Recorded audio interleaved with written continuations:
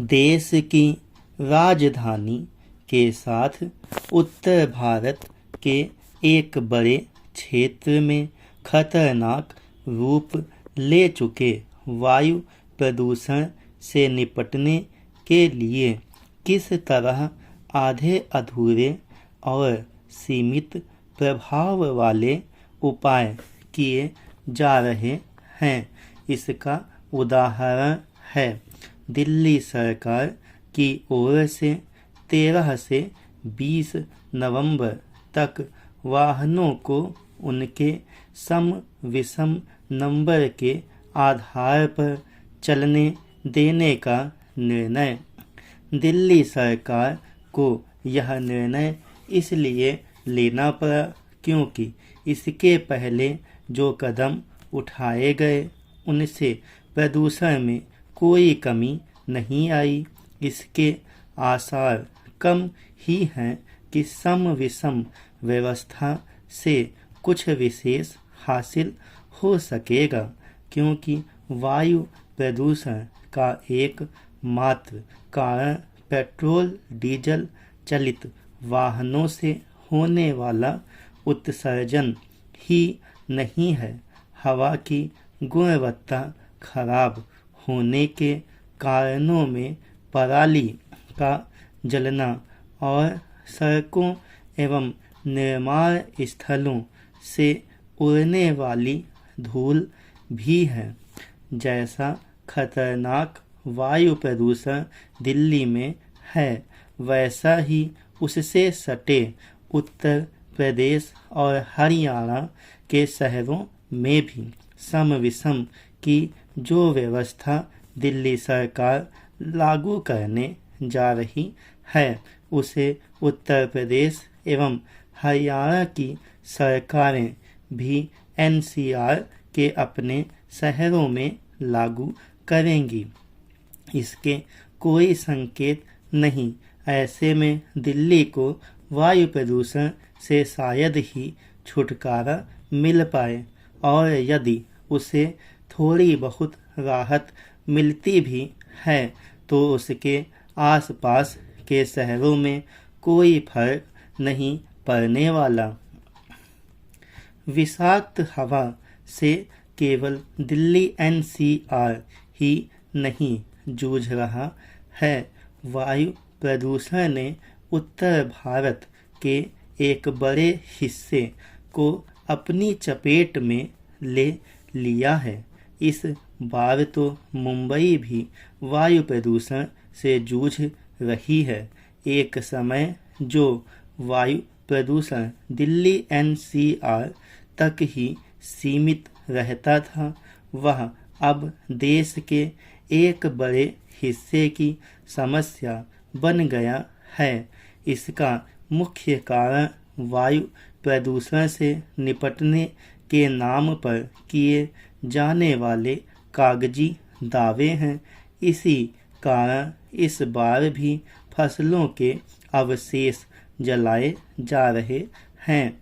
राज्य सरकारें वायु प्रदूषण से निपटने के नाम पर केवल कोरे वादे करके लोगों की सेहत से जानबूझकर खिलवाड़ ही नहीं कर रही है, बल्कि देश की बदनामी भी करा रही है।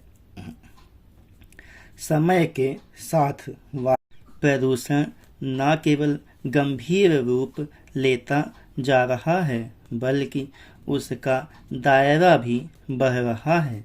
इसके बाद भी केंद्र और राज्य सरकारें तभी चेतती हैं जब सर्दी के आगमन के साथ ही वायुमंडल में जहर घुलने लगता है। वे यह बुनियादी बात समझने को तैयार नहीं कि प्रदूषण के सिर उठा लेने पर सक्रियता दिखाने से कुछ भी नहीं होने वाला। वायु प्रदूषण से तब छुटकारा मिलेगा जब वर्ष भर उसके कारणों का निवारण करने के लिए सक्रियता दिखाने के साथ जनता को भी जागरूक किया जाएगा। चूँकि दिल्ली ही देश नहीं है, इसलिए उत्तर मध्य भारत की सभी राज्य सरकारों को वायु प्रदूषण से निपटने के लिए मिलकर काम करना होगा। निसंदेह यह तभी संभव हो पाएगा जब केंद्र सरकार राज्यों में समन्वय कायम करने के लिए आगे आएगी। दिल्ली में अब संपत्ति कर जमा न करने वालों पर मुकदमा दर्ज कराने का MCD का निर्णय सर्वथा उचित है। MCD ने संपत्ति कर वसूली ठीक ढंग से न हो पाने को लेकर यह सख्त निर्णय लिया है। इसके अनुसार जिन लोगों का संपत्ति कर 25 लाख रुपए से अधिक बन रहा है और वे उसका भुगतान नहीं कर रहे हैं, उन पर मुकदमा दर्ज कराया जाएगा। उन्हें अदालतों के चक्कर तो लगाने ही पड़ेंगे, जेल भी जाना पड़ सकता है। अब सख्त रुख अपनाने से ऐसी उम्मीद की जानी चाहिए कि इससे बकायेदारों पर नकेल कसने में मदद मिलेगी। MCD की आर्थिक स्थिति जगजाहिर है। विकास कार्य तो दूर, अक्सर कर्मचारियों को वेतन देना भी भारी पड़ता है। ऐसे में प्रश्न उठता है कि आखिर MCD की आय क्यों नहीं बढ़ती, वह आत्मनिर्भर क्यों नहीं होती। इसका उत्तर भी स्पष्ट है कि मुख्यतया MCD की आय करों से होती है, लेकिन वह ये कर वसूल ही नहीं पाती। इसके पीछे नेतृत्व में इच्छा शक्ति की कमी, अधिकारियों की लापरवाही और भ्रष्टाचार जिम्मेदार है।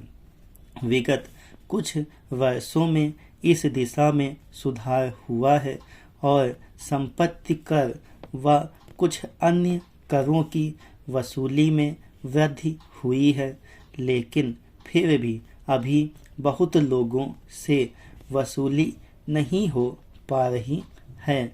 ऐसे में मुकदमा दर्ज कर दबाव बनाने का निर्णय लाभदायक साबित हो सकता है। इससे न सिर्फ MCD अपने खर्चों को भली भांति पूरा कर पाएगी, बल्कि नई योजनाओं पर भी काम कर दिल्ली के विकास में समुचित योगदान दे सकेगी।